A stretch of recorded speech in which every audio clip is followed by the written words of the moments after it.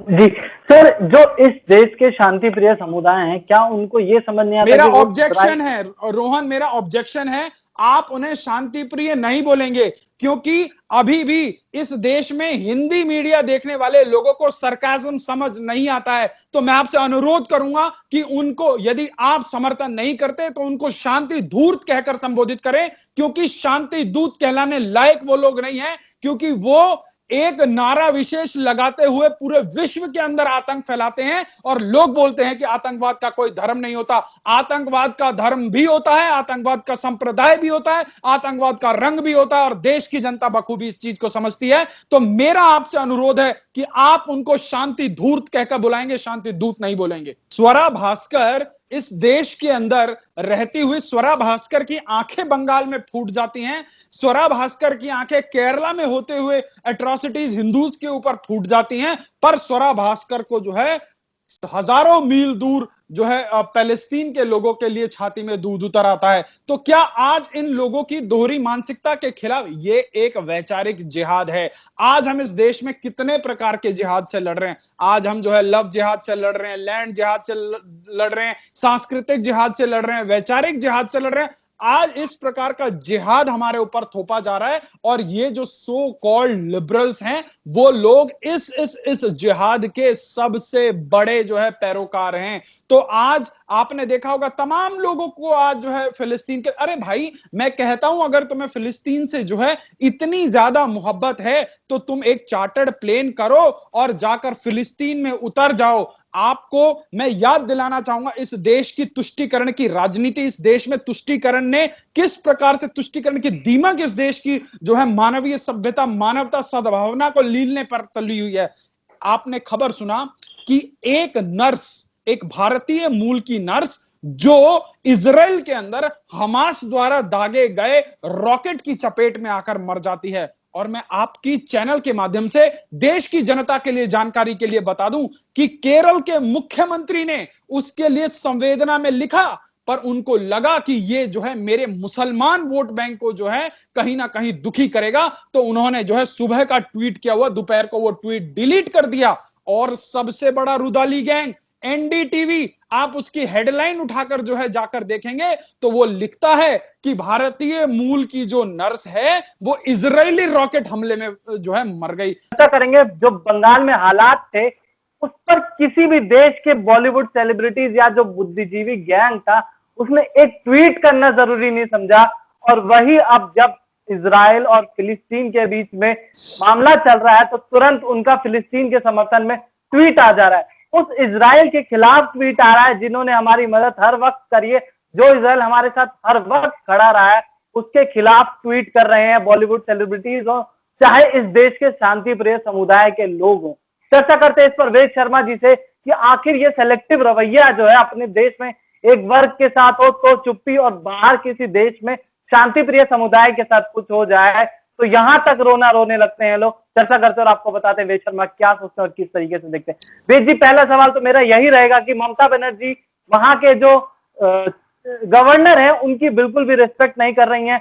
जो वो हेलीकॉप्टर की मांग करते हैं उसको ठुकरा दी जाती है, ये कह के कि पायलट नहीं है, वो मिलना जाना चाहते थे जिन लोगों को हताहत हुई थी दंगों में, साफ मना कर दिया गया उनको। किस तरीके से देखते हैं इसको आप? देखिए, लोकतंत्र जिस हिसाब से तार तार हो रहा है बंगाल के अंदर, आज जब प्रदेश की मुख्यमंत्री सीधे तौर पर जो है जिम्मेवार हैं कि किस प्रकार से वहां भारतीय जनता पार्टी के कैडर के ऊपर हमला हुआ है, किस प्रकार से लोग जो है, लोगों ने मौत का नंगा नाच देखा है, और जब उसके बाद यहां से केंद्रीय मंत्री जाते हैं तो उनके काफिले पर हमला होता है, उसके बाद जब राज्यपाल जाते हैं तो तृणमूल का कैडर उनको रोकने की कोशिश करता है, और राज्य सरकार तो पूरी तरीके से जो है आई वॉश करने पर तुली हुई है। जो डासना के मंदिर में एक मोमिन के थप्पड़ लग जाने पर यूएन तक पहुंच जाते थे, उन चैनल वालों के कैमरे फूट गए हैं और उन पत्रकारों की आंखें फूट गई हैं। तो आज ममता बनर्जी लोकतंत्र का जो है गला घोटने में कोई कसर नहीं छोड़ रही है। राज्यपाल के साथ किस प्रकार का बर्ताव किया जा रहा है, राज्यपाल को कहा जा रहा है कि आपका इस प्रकार से घूमना अनकॉन्स्टिट्यूशनल है। अब जब जी गृह मंत्रालय की तमाम टीमें वहां पर जांच करने के लिए पहुंची हैं, तो अब खबर आ रही है कि ममता की सरकार जो है कल से पश्चिम बंगाल के अंदर फुल फ्लेजेड लॉकडाउन लगाने वाली है। तो ये जो अपना चेहरा बचाने की जो राजनीति है, जो एक तरह से विभत्स राजनीति जो तृणमूल ने दिखाई है, इसका ये ट्रेलर मात्र था। यदि इसके ऊपर समुचित कार्यवाही नहीं की गई तो आपको पूरी पिक्चर पूरे 5 साल देखने को मिलेगी, क्योंकि इस चुनाव से पहले लगभग 200 कार्यकर्ता मार दिए गए, फांसी के फंदों पर लटका दिए गए। आप सोचिए, चुनावी यात्रा के दौरान एक 82 वर्ष की महिला तक को नहीं छोड़ा, तो ये कौन सी संवेदना की भाषा समझती है? क्योंकि एक महिला मुख्यमंत्री होते हुए महिलाओं के ऊपर इतनी अट्रॉसिटीज होती हैं, तो जी निश्चित रूप से जो है इस ममता के ऊपर ममता नहीं की जानी चाहिए। मुझे लगता है कि this is not the time to be politically correct, in fact this is the time to correct, एक कोर्स करेक्ट करने की आवश्यकता है। बंगाल के अंदर जो है केंद्र सरकार को अपना दखल देने की आवश्यकता है। और मैं जी लौटूंगा उस सवाल की ओर जिस सवाल में आपने कहा कि देश के तमाम सेलिब्रिटीज से लेकर तमाम सो कॉल्ड बुद्धिजीवी जो है बंगाल के अवस्था के ऊपर शतुरमुर्ग की तरह अपनी गर्दन जो है रेत में घुसेड़ के रखते हैं, और जैसे ही आज जो है इजराइल के ऊपर हमला होता है और इजराइल रिटेलिएट करता है तो हाय पैलेस्टीन करने लगते हैं।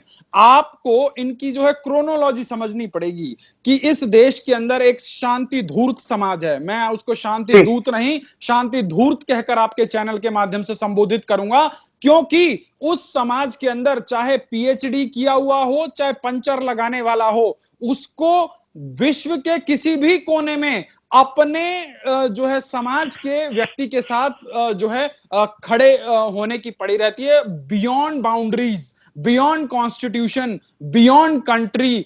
तो आपको मैं बता दूं कि जब रोहिंग्यास के ऊपर जो है वहां पर म्यांमार में वहां के बुद्धिस्ट लोग प्रतिकार कर रहे थे, तो आपको ध्यान होगा यहाँ जो है जो है मुंबई के आजाद मैदान में जो है एक समाज प्रतिकार कर रहा था। आपको पता है वहां जो हमारे शहीदों की याद में जहां पे जो है हम लोग श्रद्धांजलि अर्पित करते हैं आजाद मैदान में, वहां पर किस प्रकार से उसका अपमान हुआ, वो तस्वीरें आज भी आपकी और हमारी आंखों के सामने जो है हमारे रोंगटे खड़े कर देती हैं।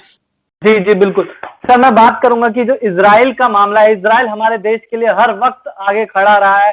कारगिल युद्ध हो, चाहे अभी कोरोना का समय हो, इजराइल साथ में रहा है, देश के भारत के साथ हमेशा रहा है। मदद करिए।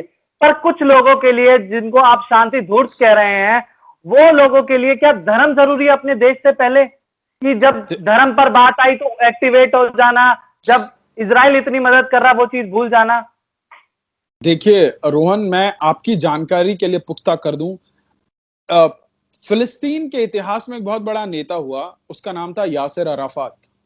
उस यासिर अराफात को हमारे देश की ये जो नेहरू गांधी परिवार है, उन्होंने कितना शील्ड किया, कितना पैसा दिया, कितना मान सम्मान दिया, आप इतिहास को जरा उठाकर देख लें तो आपको समझ आएगा कि इस देश के अंदर एक परिवार ने अपने राजनीतिक इच्छा शक्ति के चलते, अपने राजनीतिक महत्वाकांक्षाओं के चलते उन्होंने देश के इंटरेस्ट को दांव पर लगा दिया। आज देश की जनता को जानने की आवश्यकता है कि यासिर अराफात ने विश्व में कौन सा शांति फैलाने का काम किया था, जो है तत्कालीन कांग्रेस की सरकार ने उसको पैसे से लेकर तमाम देश के प्रतिष्ठित जो है पुरस्कारों से नवाजने का काम किया।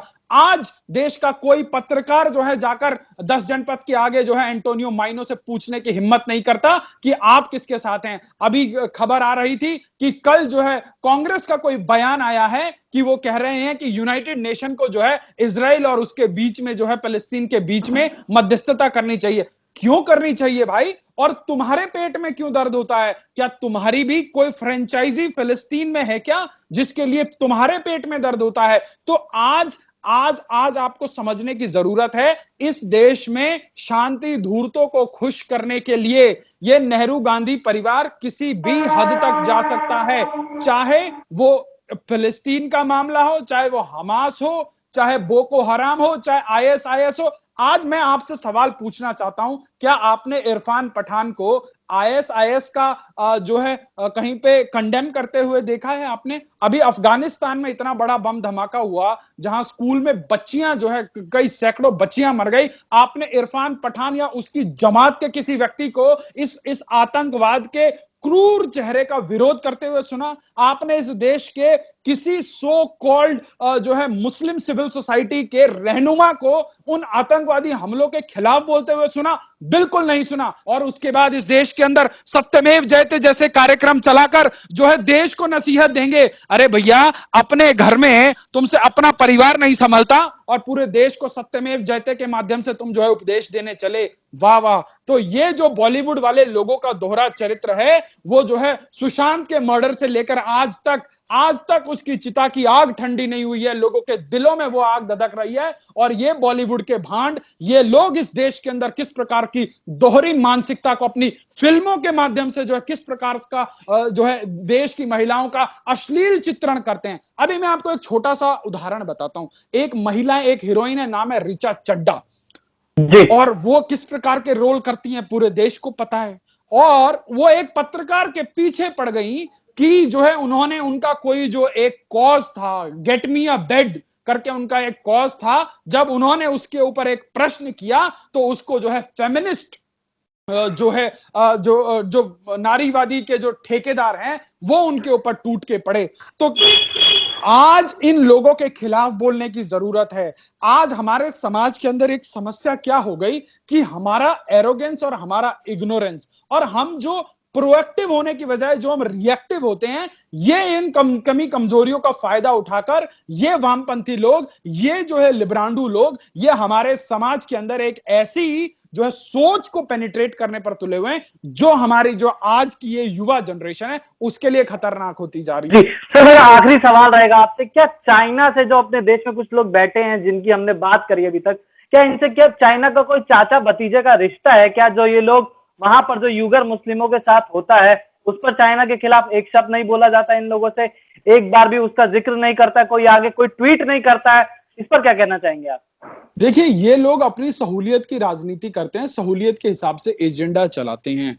आपने सुना होगा पिछले साल एक खबर आई थी कि चाइना ने विश्व भर में जो है पत्रकारों को खरीदने के लिए अपने मन मुताबिक जो है एजेंडा चलाने के लिए पूरे विश्व में, सिर्फ एक पर्टिकुलर देश में नहीं, यूरोप से लेकर अमेरिका, भारत से लेकर तमाम विश्व के देशों में पत्रकारों को खरीदने के लिए वहां की सरकार ने एक बहुत मोटा जो है इन्वेस्टमेंट किया है डिफरेंट चैनलों के माध्यम से। और उसके बाद भारत में भी कुछ खुलासे हुए, कुछ जो है हवाला का कनेक्शन निकला, तमाम चाइनीज और भारतीय नागरिक जो है उसमें सम्मिलित पाए गए, 1000 करोड़ से ऊपर का जो है फंड ट्रेस हुआ।